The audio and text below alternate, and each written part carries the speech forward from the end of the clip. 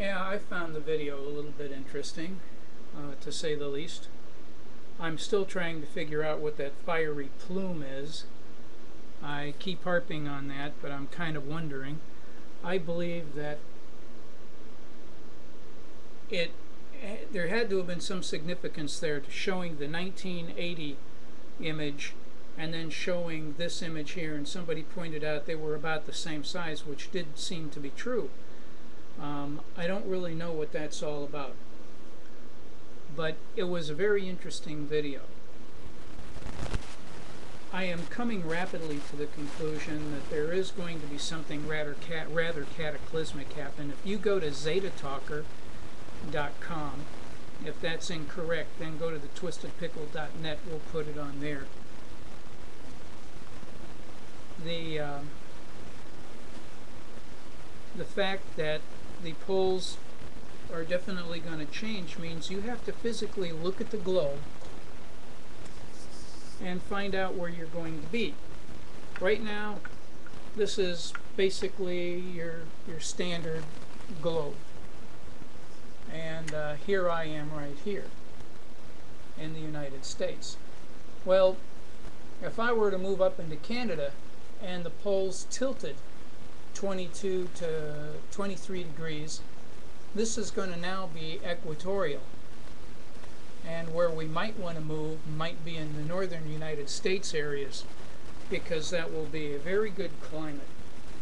Mexico is going to be largely unchanged, but Brazil, South America, and some of these other places that used to be pretty warm are going to get really cold. Waters are going to shift around. It all goes back to the same problem again. You can worry about your credit card, but what is that going to do you if you don't have someplace safe to go? I am planning on finding something very, very soon, and moving very, very soon. Do I have enough information to uproot my life and change everything?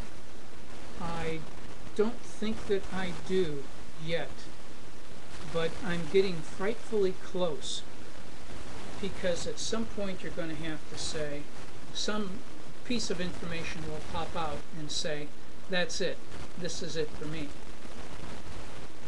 I thought it kind of funny, the big announcement, with NASA on this event, because it didn't make sense what they said. They've been looking for it for 50 years and finally found it, and then it was some kind of a solar, some sort of a big explosion, some sort of a supernova.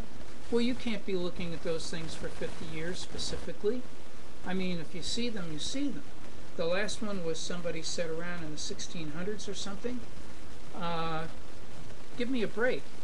Something is being misinformed here. They're giving us the facts, but they're calling it a different name.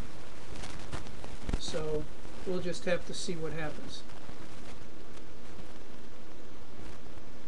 I'll keep this a short response. I've got a whole lot more to say here real soon, especially about collectively getting people together and saying, all right, here's my talents, here's how I can help. What can we do? We've got to get some talented people together, and we have to get some money together. And then we have to make one event or home or domicile work and work well, then duplicate them.